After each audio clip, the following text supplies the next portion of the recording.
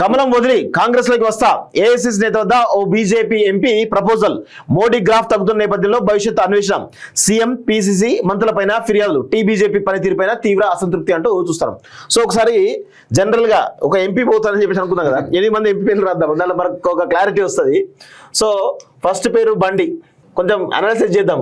Second పేరు Kishan Reddy, third Etela, fourth Arvind, fifth Raghunandan, sixth DK, seventh Konda Vishweshwar Reddy, eighth Godam Nagesh కదా, గోడం నాగేష్.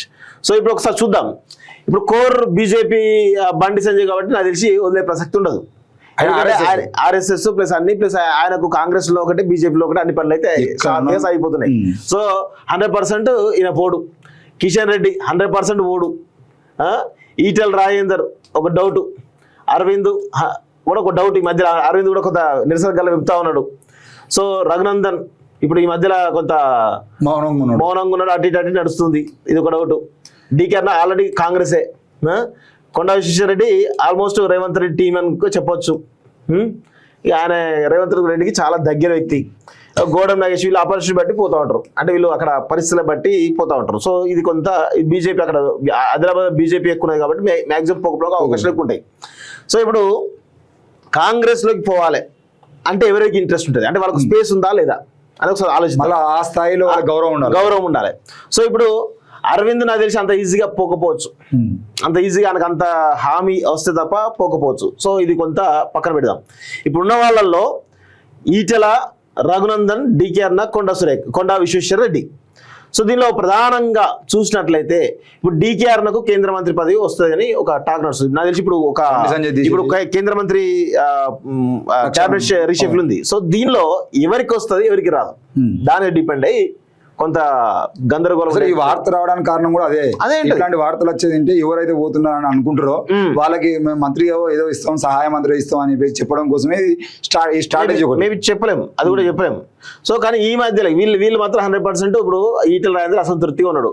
కానీ ఈయన కాంగ్రెస్ పోతాడా లేకపోతే సొంత కుంపటి పెడతాడా అనేది ఒక డౌట్ ఉంది. కాంగ్రెస్ కి అయితే పోయే అవకాశం, ఎందుకంటే ఆ రెడ్ల ఆధిపత్యం తట్టుకొని నిలబడాలంటే ఈటెలతో సాధ్యమవుతారని నాకు ఒక డౌట్. సో ఆయన నాకు తెలిసి ఆయన పోకపోవడానికి అవకాశం ఎక్కువ. సో ఉన్న వాళ్ళలో ఎవరంటే రఘునందన్, కొండా విశ్వేశ్వరరెడ్డి ఇద్దరు మాత్రమే కనబడుతున్నారు. ఇక డీకే అన్నకు కొంత మంత్రి పదవి వస్తుందని చెప్పేసి ఆలోచనలో ఉన్నది. సో నాకు తెలిసి అంత ఈజీగా ఆమె పోకపోవడానికి అవకాశాలు ఎక్కువ ఉన్నాయి. సో రఘునందన లేదా కొండా విశ్వేశ్వరరెడ్డి వీళ్ళిద్దరిలో ఉన్నారు. సో రఘునందన్ ఈ మధ్యలో కొన్నిసార్లు కూడా చూసినట్లయితే ఇక ఆయన విపరీతమైన గలవిపుతా ఉన్నారు. ఈయన కూడా ఇతరాల మీద పెద్ద ఎత్తున గలవిపుతా ఉన్నారు. కానీ ఇక్కడ వీళ్ళిద్దరా ఇంకా ముగ్గురా ఎవరో మొత్తానికి అయితే ఒకసారి మీరు క్లియర్గా మనం చెప్పేదానికంటే ప్రజలే ఆలోచించుకుంటే తెలుస్తుంది. రఘునందన్ పోతే మాత్రం ఆడ నిజామాబాద్ లో పట్టు కోల్పోతారు. ఇక ఎట్టి మెదక్లా అరవింద్ కోల్పోతే అరవింద్ పోతే మాత్రం ఆడ కవిత రాజకీయాలు మళ్ళీ స్టార్ట్ చేస్తుంది. అవసరమైతే అరవింద్ కు గుడి ఎక్కుతుంది మళ్ళీ. కాబట్టి ఇక్కడ రఘునందన్ ఏమి ఆలోచిస్తున్నా అంటే రఘునందన్ తెలంగాణలో మళ్ళీ బీజేపీ వచ్చేటువంటి అవకాశాలు అయితే లేవు. కాబట్టి మనం అధికారంలోకి వచ్చేటువంటి పార్టీలోకి పోయేది అంటే కనీసం స్టేట్ లో మంత్రి అయిదాం. మనం సెంట్రల్ లో ఎన్ని రోజులు ఉన్నా మనకు మంత్రి అయ్యారో సెంట్రల్ లో ఎంపీగా ఉండేదంటే తెలంగాణలో ఏం మనం బీకే ఏం లేదన్నటువంటి ఆలోచనలో రఘునందన్ ఉన్నాడు. ఈ డీకేఆర్ సంబంధించిన విషయంలో ఆమె కాంగ్రెస్ లో పోదన్న, ఎందుకంటే కాంగ్రెస్ లో ఉన్న రెడ్లంతా వీళ్ళకు సంబంధించినటువంటి మనుషులే. ఆమె కాంగ్రెస్ లో పోతుంది.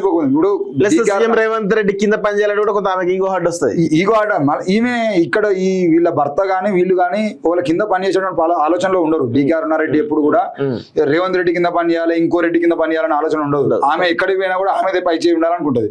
అందుకే మహబూబ్ నగర్ లో ఉమ్మడి గద్వాల వైపు ఎవరిని రానియకుండా ఆ దొరగడిల నుండి ఏదైతే పాలన కొనసాగుతుందో అదే పాలన ఇప్పటికీ కొనసాగుతుంది. మన పుస్తకాలు అయినంత డీకేఆర్ నియోజకవర్గంలో చూడొచ్చు. ఇప్పటికీ రాష్ట్రానికి చెందినటువంటి బీజేపీ ఎంపీ ఆ పార్టీకి గుడ్ బై చెప్పి కాంగ్రెస్ కండో కప్పుకునేందుకు ప్రయత్నాలు ప్రారంభించారు. అందులో భాగంగా పార్లమెంట్ వర్షాకాల సమావేశాల సమయంలో ఏఐసీసీలోని కీలక నేతను కలిసి తన ప్రపోజల్ ను ఆయనకు వివరించారు. ముందుగా పార్టీ మారేందుకు దారి తీస్తున్నట్టు పరిస్థితులను వివరించి ఆ తర్వాత రాష్ట్ర ప్రభుత్వం కాంగ్రెస్ పార్టీ పనితీరుపై ఫిర్యాదు చేసినట్టు తెలిసింది. ఈ సందర్భంగా సీఎం పీసీ అధ్యక్షుడు మరో 3 మంత్రుల పర్ఫార్మెన్స్ సరిగా లేదని ఆరోపించారు. అయితే సదరు ఎంపీ ప్రతిపాదన ఏఐసీసీ నేతలు రాష్ట్రం చెందిన కీలక నేతల ముందు పెట్టడంతో ఆ విషయం ఇప్పుడు హస్తంపాటిలో హాట్ టాపిక్ గా మారింది. సొంత పార్టీ పెద్దలపై కోపం. లోక్సభలో అడుగుపెట్టినప్పటి నుంచి సదరు బీజేపీ ఎంపీ కేంద్ర మంత్రి పదవిపై చాలా చాలా కన్నేశారట. సో అందుకోసం కేబినెట్ విస్తరణ జరిగిన ప్రతిసారి పదవి కోసం తీవ్ర లాబింగ్ చేశారు. మంత్రి పదవి ఇవ్వకపోతే ఆ స్థానంలో పార్టీ అధ్యక్ష పదవి ఇవ్వాలని ఢిల్లీ నేతల చుట్టూ ప్రదక్షిణలు చేశారు. అయితే నాకు తెలిసి ఇది కొండా రెడ్డిది కాదు, 100% కాదు. ఎందుకంటే ఆయన జిల్లా పార్టీ అధ్యక్ష పదవి కావాలని ఇప్పుడు కోరుకోలేదు. సో ఆయన అవసరం కూడా లేదనుకుంటారు. నాకు తెలిసి రఘునందన్, అరవింద్, ఈటల ఈ ముగ్గురిట్లో ఒకరు కష్టం. ఈ నేపథ్యంలో పార్టీలో కొనసాగడం మంచిది కాదని నిర్ణయానికి వచ్చినటువంటి సదరు ఎంపీ వర్షాకాల పార్లమెంట్ సమావేశం సమయంలో ఏఐసీసీలోనే ఒక కీలక నేతతో కలిసినట్టుగా తెలిసింది. తాను పార్టీ మారాలని నిర్ణయం వెనక ఉన్నటువంటి కారణాలు సదరు నేతకు వివరించారు. ఇప్పటికే మోడీ గ్రాఫ్ రోజు రోజుకి తగ్గిపోతున్నది. ఈ మధ్య జంతర్ మంతర్ వద్ద జరిగినటువంటి సిజేపీ ఆందోళన అందుకు నిదర్శనం అంటూ అది మొత్తం వివరించినట్టుగా తెలుస్తోంది. బండి బైరద్ ఎపిసోడ్ లో కాంగ్రెస్ ఫెయిల్. రాష్ట్ర అందరికి తెలిసే విషయమే, కాంగ్రెస్ ఫెయిల్ కాదు ఇక్కడ, సపోర్ట్ రేవంత్ ఫెయిల్ ఇక్కడ, రేవంత్ సపోర్ట్ ఇక్కడ. సో కాంగ్రెస్ అనడానికి అవకాశం లేదు కదా, ఎందుకంటే హోమ్ డిపార్ట్మెంట్ అంతా కాంగ్రెస్ రేవంత్ రెడ్డి చేతిలో ఉంది. సో అది రెండోది ఏంటంటే కాంగ్రెస్ నేతలు చాలా మంది ఇప్పుడు కాలువసు జాతి లాంటి వాళ్ళు కానీ చాలా మంది ఈ విషయం మీద చాలా మాట్లాడారు. గజ్జల కాంతం మాట్లాడలేదా, అక్కడ చాలా మంది కాంగ్రెస్ పార్టీ నాయకులు బండి సంజయ్ విషయంలో మాట్లాడిర్రు. కేవలం రేవంత్ రెడ్డి, కిషన్ రెడ్డి మాత్రమే సపోర్ట్ చేసారు. అవినీతి మంత్రుల జాబితా సమర్పణ, లాభం కన్నా నష్టం ఎక్కువ. కాంగ్రెస్ తీరం పుచ్చుకుందుకు సిద్ధమైన ఎంపీ ప్రపోజల్ ను ఏఐసీసీ చేత రాష్ట్రంలో కీలక నేతలు వివరించినట్టు తెలిసింది. ఆయన పార్టీలో చేరితే వచ్చే లాభ నష్టాలను ఆరా తీసినట్టు సమాచారం. అయితే ఇదే విషయాన్ని రాష్ట్రం చెందిన కీలక నేతలు ఇతర నేతల ద్వారా ప్రస్తావించగా మెజార్టీ మంది సదరు బీజేపీ జాయినింగ్ పై అభ్యంతరం వ్యక్తం చేస్తున్నారు. ఆయన వల్ల పార్టీకి లాభం కంటే నష్టం ఎక్కువ. ఆ టిపికల్ లీడర్ వల్ల ఆ జిల్లాలో కాంగ్రెస్ లీడర్లు ఇబ్బందులు పడతారు. ఇన్నాళ్ళు పార్టీని ఇబ్బంది పెట్టిన వ్యక్తిని చేర్చుకోవద్దంటూ తమ అభిప్రాయాలు వివరించినట్టు సమాచారం. సో టిపికల్ లీడర్ అంటే ఇప్పుడు మనం ముగ్గురు అనుకున్నాం, రఘునందన్, ఈటల, అరవింద్. టిపికల్ లీడర్ అంటే నా దేశంలో ఒక అరవిందే కనబడుతున్నాడు.